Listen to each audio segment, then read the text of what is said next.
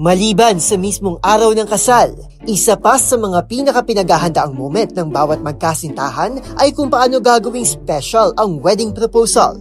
May mga ginagawa ito sa isang exclusive dinner date. May iba na sa harap ng buong mundo, sa tabing dagat, o di naman kaya ay sa tuktok ng bundok, gaya na lang ng ginawa ni Chris.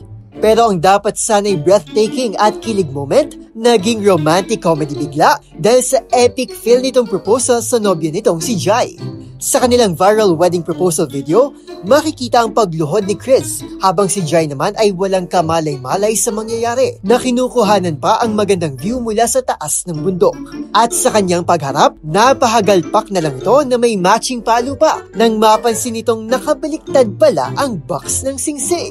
Pero sa kabila ng epic moment na ito, diretso simbahan pa rin ang kasalang Chris at Jai matapos makuha ni Chris ang matamis na oo ng kanyang kasintahan. Sinelyuhan naman nila ang kilig moment sa isang intimate kiss at hug sa ibabaw ng mga ulap at bundok. Bumuhos naman ang suporta ng mga netizens sa eksena ng couple na naniniwalang mas naging espesyal lalo ang proposal dahil sa nangyari. Sabi pa nga ng mga ito, mukhang on the road to a happy married life ang dalawa dahil pa lang sa genuine na tawa ni Jai. Samantala, humakot na ng higit 10 milyong views sa social media ang viral wedding proposal video ng vlogger couple. Para sa DZRH TV, ito si Arnold Herrera. Una sa Pilipinas, una sa Pilipino.